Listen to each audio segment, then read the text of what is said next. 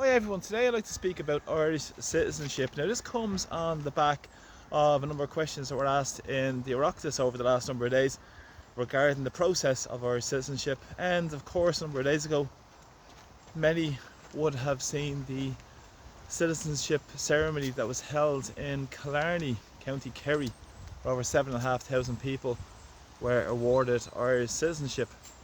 And I understand they were from over 140 countries. And of course the media rolled out the usual suspects. Dave Evans, also known as The Edge from rock band U2. We all know about Bono. Of course, very much part of the establishment. He was rolled out because he said he was a little bit tardy with his paperwork. 62 years later. I think he's living here since he was one. And he was rolled out to claim his citizenship at this big ceremony in Killarney. Now, what was interesting with this in terms of follow-up was from the Oireachtas, in terms of a question that was asked from a TD called Ken O'Flynn of the Independent Ireland, that this was engaged with the process for people claiming international protection, stroke asylum seekers, stroke economic migrants, and the process towards claiming citizenship in Ireland. Now, he said that many who come to Ireland claiming international protection, we all know the figures. Most recently the figure said 65% are economic migrants. Back in January it was about 80% are economic migrants, and we know it's a long drawn out process, and many would dispose of their travel documents and ID before they claim international protection. We all know about what's going on in airplanes, in ports, many more issues going on. But he said that, and he's right, that people that claim international protection, they are then have no ID, can't be checked. O'Callaghan, the Justice Minister, was claimed they're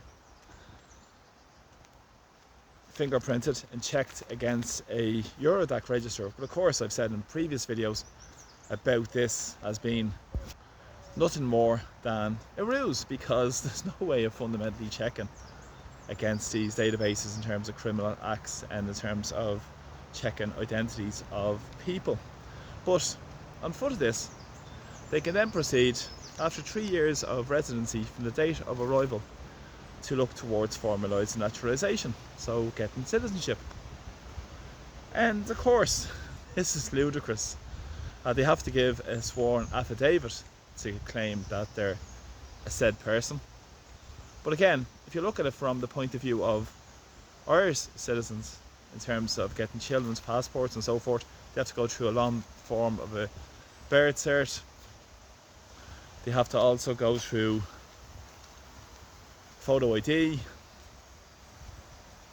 and more onerous ways of pushing towards getting their passports.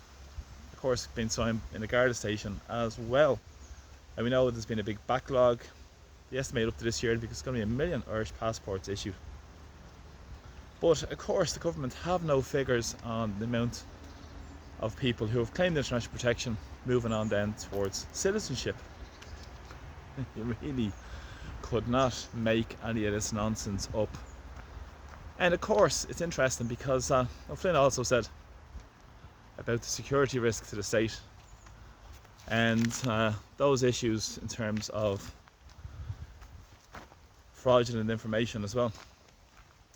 But of course, on the Department of Justice, it said that citizenship cannot be issued if there is a serious risk to the state in terms of national security risk. But hang on, there's no way of checking it, is there? So it's just mass immigration, it's just ludicrous. And the Irish government are doubling down on the EU Migration Pact, which is due to come into play next year. And of course, many countries have longer process in terms of going for citizenship. There's also other avenues people can use in Ireland that come in through various forms, such as the work permit scheme, student visa scheme, and then within 3 years of date of arrival, in terms of international protection, they can then try to formulate and regularise their naturalization and move towards citizenship. So it's just ludicrous. And then when you have this virtue signalling going on with The Edge, for instance, turning up at this event in Killarney and being rolled out by the corrupt political establishment to push their agenda, you wonder what the hell is going on in Ireland. The policy of the state under God should derive from the people. That's what Article 6.1 of the Constitution says. And I refer to it on many occasions, but it's very important that the policy of the state, in terms of every policy of the state, housing policy, immigration policy, it shouldn't be left to bureaucrats in Brussels and top-down diktats coming from them. That's creating a chaotic system. And not to mention people, for instance, might have no attachment to Ireland, or in terms of lack of integration is a very important point to note as well, to what's taking place in Ireland. But again, citizenship should be a big deal for anybody who's entertains the prospect of becoming an Irish citizen. And when it's really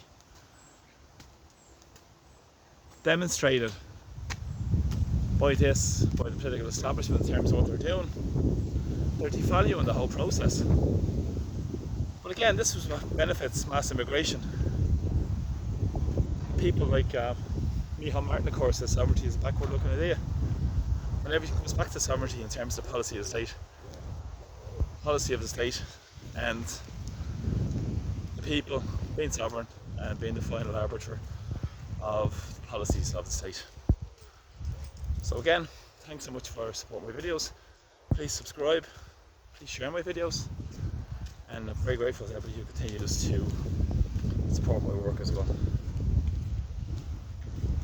So from Dublin today, thanks so much for all the support, and see you all soon. Slán.